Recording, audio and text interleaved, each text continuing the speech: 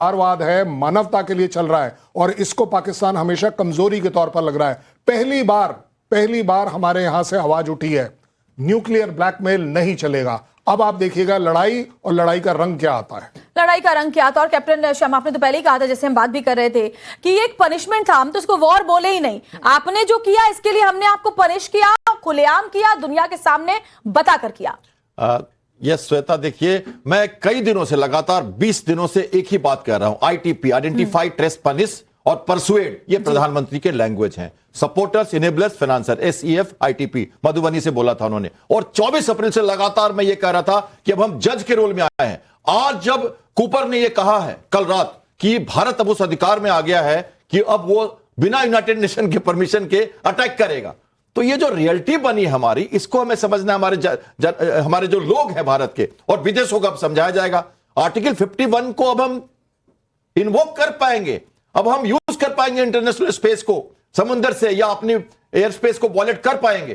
पहले हम नहीं कर रहे थे, क्योंकि डीजीएनओ ने एक ही बात कही थी लास्ट में कि अगली बार जब अटैक होगा तो पाकिस्तान को पता है हम क्या करने वाले हैं। ये मैसेज क्या था? ये मैसेज था कि अब हम को खुली छूट है। अभी तक ट्रिगर टाइट था, अब खुला है। मुझे लगता है कि ये जो डेलीगेशन जा रहा है वो अपनी बातें बताने के लिए कम, दुनिया के सामने गिड़गिड़ाने के लिए ज्यादा जा रहा है, इसलिए कि भैया हमको बचा लो। जैसे अभी जब ऑपरेशन सिंदूर हुआ, उसके बाद पाकिस्तान ने अमेरिका के पैर पकड़ लिए, कोई पैर पकड़ने जा रहे हैं लोग। नहीं, देखिए आपको एक बड़ी सीधी बात करता हूं। आप बताइए मुझे, हम कैंप्स, आतंकवादियों के कैंप्स को ध्वस्त करने का काम किया, और जो डराते थे कि हमारे पास एटम बम है, उनको लगता था उनकी धमकियों से डर जाएंगे, परंतु ऐसा नहीं हुआ। हमारे वायुसेना, थल सेना, जल सेना, तीनों सेनाओं ने ईंट का जवाब पत्थर से देने का काम किया। तो देखिए, प्रधानमंत्री और रक्षा मंत्री और गृह मंत्री और सभी ने एक सुर से एक बड़ी बात कही है कि तुम्हारी एटॉमी धमकी से हम डरने वाले नहीं हैं, और इसीलिए हमारी वायुसेना ने ईंट का जवाब पत्थर से दिया है। सर, क्योंकि आपने तो पायलट के तौर पर बहुत सारे ऐसे ऑपरेशंस में आप शामिल भी रहे हैं, ट्रेन भी लोगों को करते हैं, जरा समझाइए हमारे दर्शकों को कि किस तरह से ये ऑपरेशन अंजाम दिए गए, और ये पाकिस्तान के लिए कितना बड़ा संदेश है कि कभी भी ऊपर से कुछ भी आ सकता है, फिर चाहे आप रावलपिंडी में छुपे हो, इस्लामाबाद में छुपे हो। लोग सोच रहे हैं लॉस्ट अपॉर्चुनिटी, मैं इसको मानता हूं कई सारी फ्यूचरिस्टिक रियलिटी, आगे की बहुत सारे जो संभावनाएं जो लगातार प्रधानमंत्री और हमारे सभी लोग कह रहे हैं। सर, मैं ये कहना चाहूंगी दर्शकों को कि बहुत लोगों के मन में है कि सीज फायर हो गया तो इसका क्या मतलब हुआ, तो जरा फ्यूचरिस्टिक अप्रोच से जरा दर्शकों को देखिए। सबसे पहले तो कुछ लेसन्स फॉर नेशन कर दूं आपको। एयर डिफेंस कमांड जो थिएटर कमांड बनने वाला है, ये उसका एक अच्छा रिहर्सल हो गया। हमारे सीडीएस आने वाले हैं, सभी जगह गए, वो हर मीटिंग में रहे और देखा। कर दूं ये बैठक होगी या नहीं होगी, ये तो हमारी मर्जी, क्योंकि मांगा आपने है, अब हम करेंगे या नहीं करेंगे। लेकिन मैं आपके सवाल का जवाब दे दूं, आपने कहा सीज फायर हुआ क्या?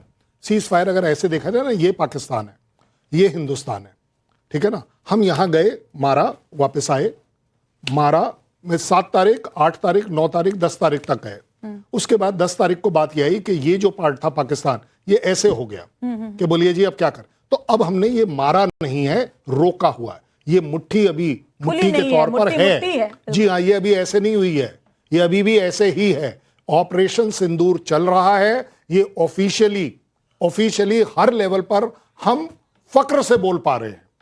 उन्होंने सेलिब्रेशन शुरू कर दिया, पाकिस्तान की मर्जी है, क्योंकि उनको हक बनता है कि वो सेलिब्रेट करे। जान बचे तो लाखों पाए, भाई साहब लौट के बुड्ढू घर को आए कि चल यार घर तो बच रहा है, चलिए महंगाई तो सर क्या ही शुरू कर दिया हो, तो दुनिया प्रेम की भाषा भी सुनती है, मतलब कि प्रेम की भाषा समझाइए, लेकिन आपके पास शक्ति है, इसका एहसास भी दिलाइए।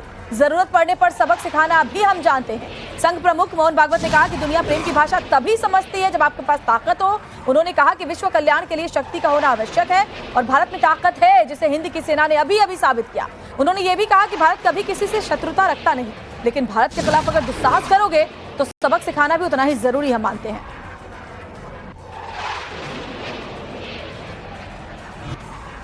शत्रुता नहीं करता, लेकिन उसकी शत्रुता करने वाले अगर दुस्साहस करेंगे तो उनको पूरा सबक सिखाने की ताकत भी भारत रखेगा और रखनी चाहिए।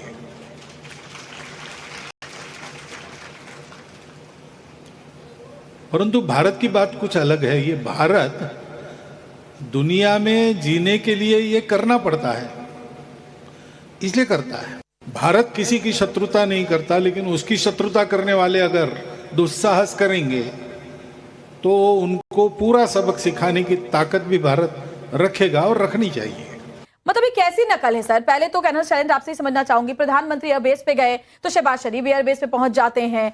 अब जब डेलीगेशन का गठन किया गया है, सर्वदलीय जो लोग उसमें सेलेक्ट किए गए हैं, उसके बाद पाकिस्तान भी ये बात कर रहा है, लेकिन समझना तो पड़ेगा कि डिफरेंस इतना ज्यादा है कि आप नकल करके भी जमीन तक भी नहीं पहुंच सकते। जय हिंद, नमस्कार। देखिए, नकल में भी अकल थोड़ी सी चाहिए।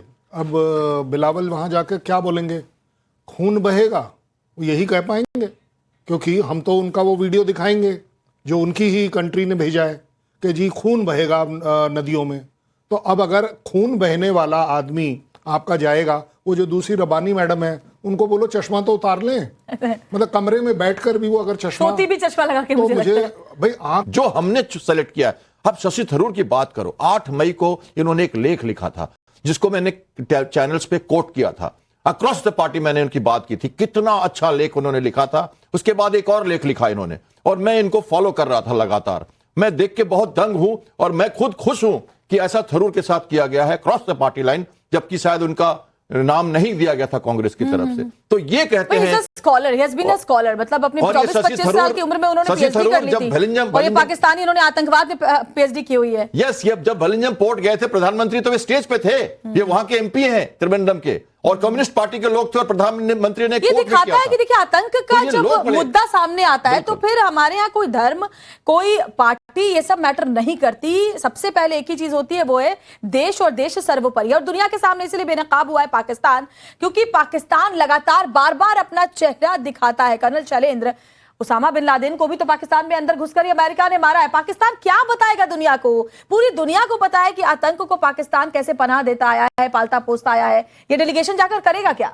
देखिए, जब आप आतंकवादियों की बात करते हैं तो पाकिस्तान में ऐसा कौन सा टॉप 20 आतंकवादी है, उसमें से 18 वहां है। ये पूरी दुनिया जानती है। और मुझे लगता है कि जब ये दुनिया को फेस करेंगे तो मेरे जैसा रिपोर्टर जरूर पूछ सकता है कि जनाब आपके क्रेडेंशियल्स क्या हैं?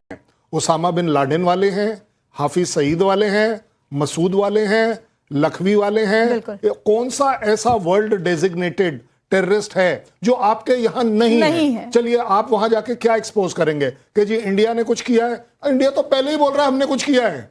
हम तो बोल रहे हैं कि जनाब हमारी जो है ना, वो वाली बात है कि अब पछताए होत क्या जब चिड़िया चुग गई खेत। अभी तो हमारी सिर्फ चिड़िया आकर आपके यहां चुग कर गई है। आप सोचो, इस ट्रेलर के बाद की पिक्चर अगर आएगी तो कितनी भयानक होगी पाकिस्तान के लिए। ये तो आप मान लीजिए मेरी बात। मैं फिर से कहता हूं कि आज भी हमारा कंट्री उदारवाद है, मानवता के लिए चल रहा है, और इसको पाकिस्तान हमेशा कमजोरी के तौर पर लग रहा है। पहली बार हमारे यहां से आवाज उठी है, न्यूक्लियर ब्लैकमेल नहीं चलेगा। अब आप देखिएगा लड़ाई, और लड़ाई का रंग क्या आता है। लड़ाई का रंग क्या आता है? और कैप्टन शर्मा, आपने तो पहले ही कहा था, जैसे हम बात भी कर रहे थे, कि ये एक पनिशमेंट था। हम तो इसको वॉर बोले ही नहीं। आपने जो किया इसके लिए हमने आपको पनिश किया, खुलेआम किया, दुनिया के सामने बताकर किया। यस श्वेता, देखिए, मैं कई दिनों से, लगातार 20 दिनों से एक ही बात कर रहा हूं। आईटीपी, आइडेंटिफाई, ट्रेस, पनिश और परसुएड, ये प्रधानमंत्री के लैंग्वेज हैं। Supporters, enablers, financier, SEF, ITP, Madhubani से बोला था उन्होंने। और 24 अप्रैल से लगातार मैं ये कह रहा था कि अब हम जज के रोल में आए हैं। आज जब कूपर ने ये कहा है कल रात कि भारत अब उस अधिकार में आ गया है कि अब वो बिना यूनाइटेड नेशन के परमिशन के अटैक करेगा, तो ये जो रियलिटी बनी हमारी, इसको हमें समझना, हमारे जो लोग हैं भारत के और विदेशों को अब समझाया जाएगा। आर्टिकल 51 को अब हम इन्वोक कर पाएंगे, अब हम यूज कर पाएंगे इंटरनेशनल स्पेस को, समुद्र से या अपनी एयर स्पेस को वॉलेट कर पाएंगे। पहले हम नहीं कर रहे थे, क्योंकि DGNO ने एक ही बात कही थी लास्ट में कि अगली बार जब अटैक होगा तो पाकिस्तान को पता है हम क्या करने वाले हैं। ये मैसेज क्या था?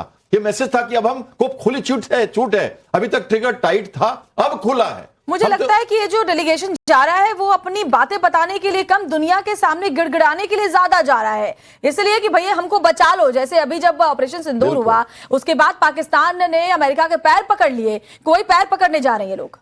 नहीं, देखिए, आपको एक बड़ी सीधी बात करता हूं। आप बताइए मुझे, हमारे 2 ऑफिसर, जांबाज ऑफिसर ने ब्रीफिंग स्टार्ट करी, वहां तो नहीं हुई थी। हमारे डीजीएमओ ने स्टार्ट करी थी, वहां तो नहीं हुई थी, अब उनके डीजीएमओ ने ब्रीफ करना शुरू कर दिया। एक